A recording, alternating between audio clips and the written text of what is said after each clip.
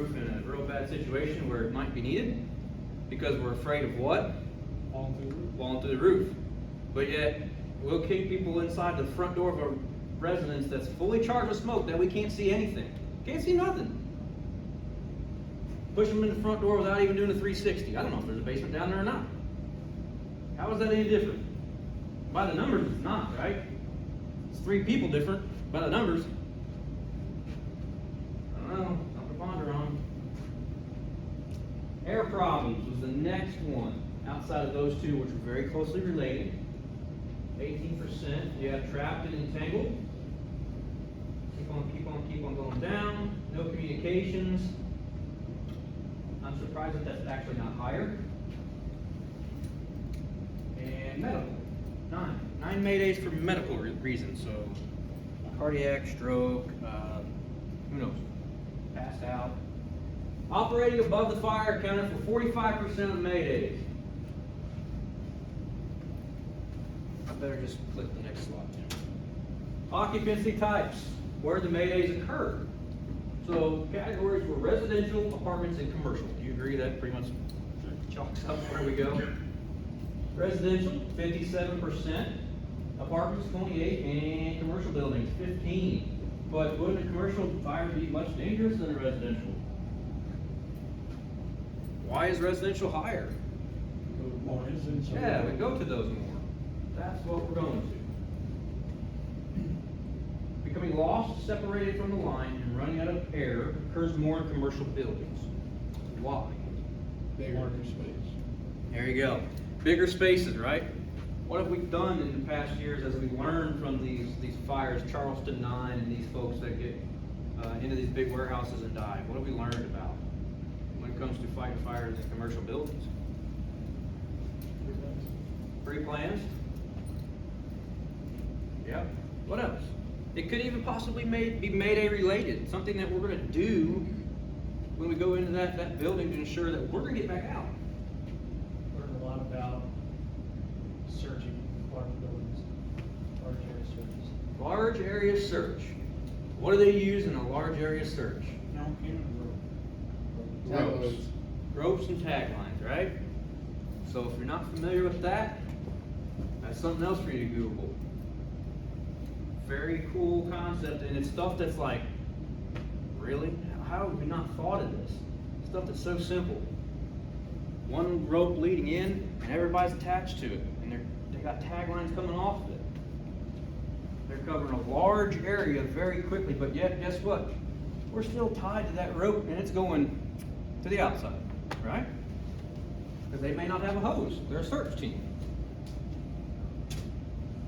This one is one of my favorites. I kind of like this box.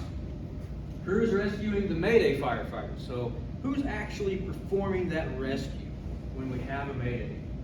So the working crew, or a working crew, I should say, 37% of the time it was a working crew. Who is the working crew in this particular situation? The people inside the Yeah, the other people that are already inside, because if you've been to a fire, there's multiple crews working inside a building typically, right? So Mayday cracks off, these guys are close enough where they can make a difference, boom, Goslin's taken care of. Next one down, 31% of the time, was the Mayday crew. People that actually called the Mayday, they got themselves out. Self-rescue, 21% of the time. So that was the individual that had the issue. Maybe they isolated to a window and bailed out, or breached a wall, whatever it was. They got themselves out. Do you see the repetition here? There's a common theme. So everybody's already inside, right? Lastly, and it hurts my heart, RIT. RIT or RIC. Only 11% of the time is the RIT crew performing a Mayday rescue. It's kind of, it's sad because we're setting up the RIT crew in that position to be ready. So if something happens, we can deploy them very quickly, right? Yeah, we're not getting there. Why? Because we're not ready. We're not ready, right? Or maybe we don't have RIT at all. I'm thinking that's probably the case. We're guilty of it here, just like there's many other places in America that are guilty of not having a good RIT program. And something that they tried in this county a few years back, on the first alarms, a couple places started putting in, and they would actually dispatch it. Let's say it was a Bismarck fire, yada, yada, yada, yada, yada, 3660 for RIT. They actually had it in their running card, so-and-so is gonna be the established RIT crew. Which was cool, because once you got there, you knew that on that RIT company, man, I'm scooping everything I might need, I'm bringing tools, I'm getting myself in the ready that if something happens. But then what's the problem with that? They start pulling into work. Yeah, they start getting pulled to work because we don't have manpower around here, right? Or the other problem was, sit here and lean on the neighbor's truck for 45 minutes and watch them fight fire and sit there and gripe and complain about what they're doing, because I don't get to do it. And then I go back and tell my chief, because I'm upset. And we've been there 3 times this week and they didn't do nothing with us. We stood there for 45 minutes in the yard. And then so that chief calls the other chief and said, hey, we're not gonna be doing this RIT thing no more. You know, you're abusing our resources here. So it kind of went by the wayside. So I think that's a lot, and it's not just here. I think that's why it's only 11%. So the bottom line is, nobody's coming. The reality is nobody's coming. It's on you. And hopefully you've got people in there that are prepared and trained just like you're in the process of doing. Okay? A 360 was performed less than 21% of the time during the first 5 minutes. That's another big one, 360s. Everybody understand what is meant by doing a 360? When the first person arrives on the scene, maybe you pulled up in your personal car, or maybe you were there at the first fire truck that got there. Somebody needs to walk around that building, take a look at what's going on, see if you can identify any hazards. Does this building have a basement that would be a concern?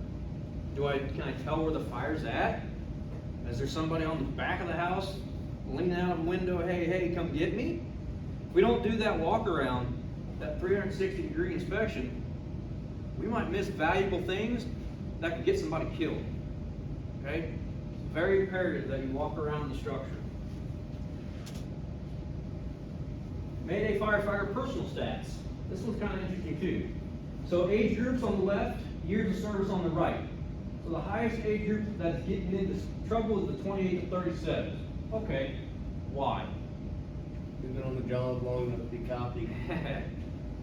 Yeah, they've been around just long enough to get comfortable and have that complacency about them, right? Then we've got the 18 to 27, you know, maybe they're the newer guys. Years of service is just the same. Really, when you start breaking it down, your 6 to 15 is pretty close. Just like Caleb said, those are the folks that have been in it just enough that they've gotten comfortable. Okay? I'm not going to Monday night training because it's the same damn thing we just covered, last month. Well, there's a reason for that. We're trying to build that muscle memory.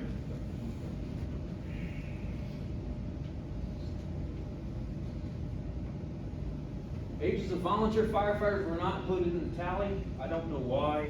Maybe that data wasn't available to him. The time to resolve or clear the Mayday. Some other interesting numbers. 15 to 20 minutes, 20 to 25, and 25 to 30. I would say that these 3 categories right here, that's your largest chunk.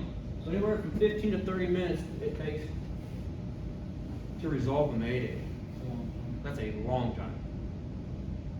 Considering ours lasted about 2 minutes probably, and it felt like 10. What kind of condition is your air pack and your air supply in at that point? If it's gonna take 30 minutes to get to me, I gotta start thinking about some other things. I'm gonna try to get myself out, or am I more or less gonna shelter myself in place just to save air? Things to think about. The crew assigned and working prior to the Mayday performed the Mayday rescue 89% of the time. So there you go. It's the people that are inside with you.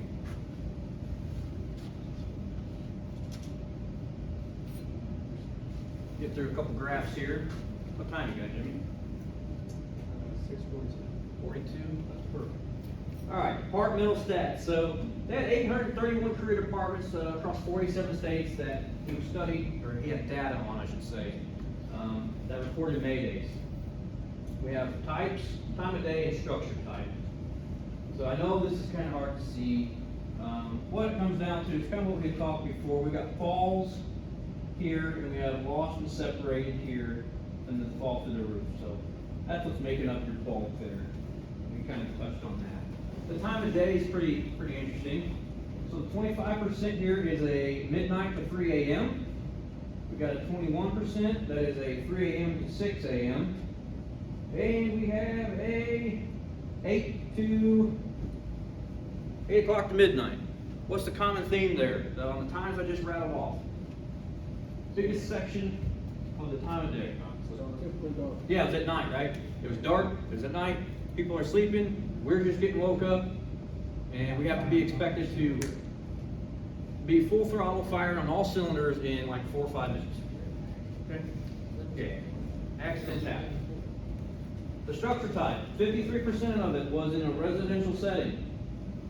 26 commercial and 21% was multi-family. So that's where it's happening. This is the volunteer side. Now, do you think that this is all the numbers? 271? No. A lot of this stuff just doesn't even get reported. It just gets missed. So there are some numbers out there that are definitely not counted for. Like this here, he had 45% on this was undetermined. But 22 is a medical issue on the volunteer side. Well, wait a minute. No, that really wasn't a big to-do on our career side. So why is it such an issue on the volunteer side? Because we're not stuck to a routine, like, you know, typically departments, you have to work out for X amount of time. Volunteers, Yeah. you just give you whatever and then That's you right. roll together. Yeah, that's exactly right. So he said, you know, career departments typically they're made to work out, or they have policies stating that they've got to work out X amount of time each day, and in the volunteer side, well, we just don't do that. All right, maybe they work out on their own, but it's not a requirement of the participation to be on the department. So yeah, same thing on the time of day. I won't break it in or break it down by the colors and all that, but it's the same thing. It's that nighttime incident. Structure type, same. Residential. Many volunteer departments had no SOPs dealing with radio communications or when Mayday should be called. What's an SOP? A standard operating procedure, right? Something that tells us if X, Y, and Z happens, and I'm doing A, B, C because of that. Something that tells me how to do my job. Volunteer departments, you typically don't see a lot of that stuff, okay? That's why I've given you copies of that Mayday policy. It was something that St. Francis County 911 worked with the fire committee over there and built this out to hopefully get everybody on the same page, so that we're all doing the same thing when it comes down to Mayday. A couple more informational things here, interesting numbers. Food for thought. It's very hard to see, I understand, but I'll break it down for you. So fireground injuries by nature of the injury, it starts at 99 and goes all the way to 2015, the year. So sprains and strains, wounds, inhalations, heart attacks, things of that nature, thermal stress. Strains and sprains are the most type of injury. So trips and things like that, twisted ankles. But what I got out of it was that we had 68,000 injuries in the year 2015. Just over 68,000 injuries, but only 1,100, plus or minus, 1,100 Maydays. So you had 68,000 possible Mayday situations, essentially. So that's a lot of chance to get into a bad situation, and maybe they were, and it just didn't get called. They just dealt with it. 68,000 times we could have possibly been in a situation. That's a lot. That tells me that I need to know what I'm doing. Because even if it's not for me, it could be for somebody else that's in the structure working with me. We're all there to help each other and accomplish the one common mission. We all need to be on the same playing field when it comes to this kind of stuff. There's a couple other reports here. NFPA They reported 64 on-duty line of duty deaths in 2018. Kind of breaks down here of what they were. So we had 34 volunteer, 25 career, 4 federal and state land management. So like Forest Service, Bureau of Land Management guys, drive the green trucks, mint green. 1 prison inmate. What's up with that? Cal Fire. There you go. Got some cool documentaries on like Netflix and stuff with those. Yeah, they use prison inmates out in California. They train them to be wildland firefighters. Pretty cool deal. Talks about the cause of injury per fatality. Again, at the top is stress, medical. That's what's taking us out for the most part. Sudden cardiac death, internal trauma or crushing, they pretty much took the cake on those line of duty deaths that year. So they were either they had a medical event or they had some type of trauma that happened. Maybe they got crashed or something fell on them, structure collapse. That's what we're looking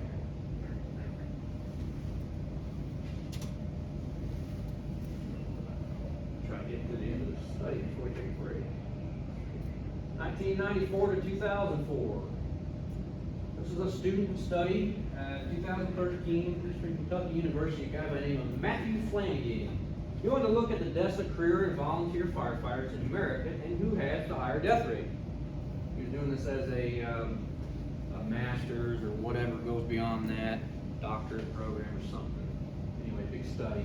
So 90 starts at the top, 2007 goes to the bottom. Shows you how many career deaths that year, how many volunteer deaths were in that year. So, total deaths each year. We're always riding right around 100. Okay? The number for firefighter deaths is usually around 100 each year. Then he broke it down as how many career firefighters and how many volunteer firefighters. So, 1.148 million in 2007, and 95 of them died. It's a low number, not low enough, right? Still 95 people out there that lost their lives for some reason. You know, can we be a better part? Can we better prepare and get that number lower? I'd like to think so. But we got to be prepared. We got to train. We got to come to training like you guys have done tonight.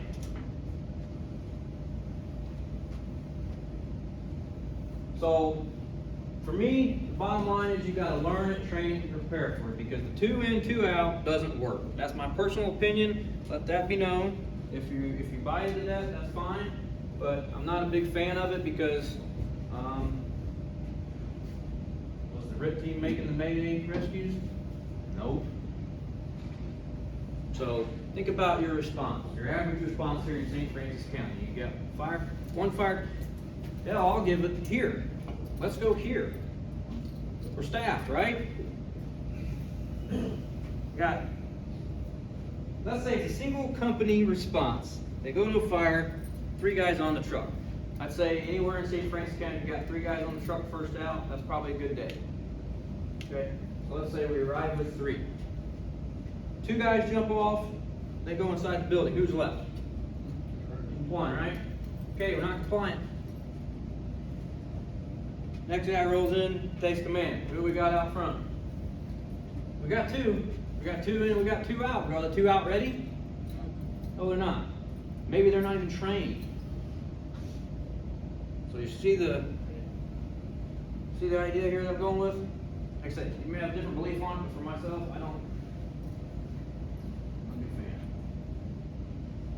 Types of death in 2018. Fire ground made up for 39%. Got some other mixed data in there, but fire ground, on the fire ground. So we're getting hurt or we're dying on the fire ground.